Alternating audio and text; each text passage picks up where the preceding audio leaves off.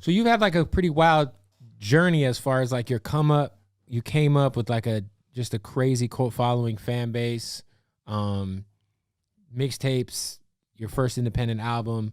And then when you signed, you caught one with Show Me that was like fucking, how many streams is that thing? How many times platinum is that record? I mean, it's... Shoot, I don't know. It definitely went on one of Chris Brown's like records, and I was like, ooh, breaking records for Chris. Nah, I think but it wasn't, let's be real though, it wasn't as if I got signed though, and then like Show Me came out. No. You were putting out other records. Like we did try like the Meek Mill, right, the Badass record, and I had a couple other singles, and I think what was the one Lifted produced? It had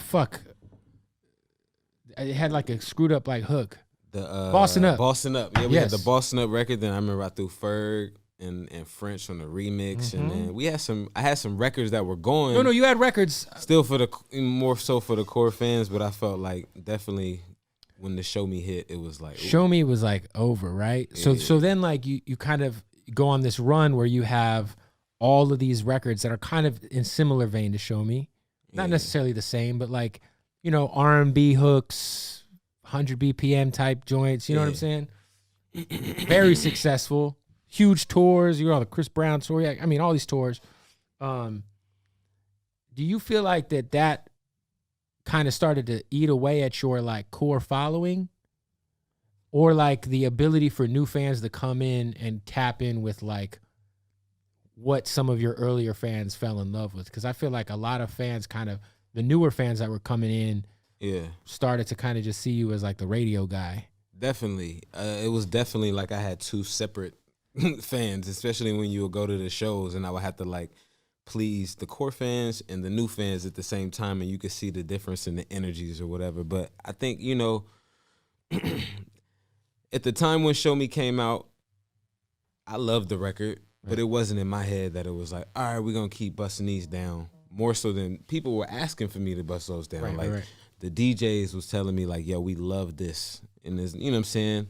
Make sure, you know what I'm saying, always, you know, and it felt like something that was simple too, and everybody was telling me, yo, you sound great doing this, you sound comfortable doing this, and it was like, all right, cool, you know what I'm saying, I'll rock with it as, you know, much as the hits come through. Like, I'm not gonna run away from a hit record, but I definitely wasn't looking forward to it being like not necessarily, I'm gonna take credit for, you know what I'm saying, having a sound, but when people be like, that's the Kidding sound, I don't want them to be like, that's the only sound Kidding can do for the new fans, because I know it's fans that know what it is. Well, because like Time of Your Life, which was kind of the first record that you had any radio success with, was I think like 60 some odd BPMs. It was super melodic, and it was just you. And those, to me, when I talk to certain people, like those are Kidding records, like for a nice group, especially people who really know me or people who've been rocking. Like when I put on something like that, they go, oh, that reminds me of a Kidding record, or the Up and Away vibes. It's like, that's a Kidding record, or that's the album that a lot of people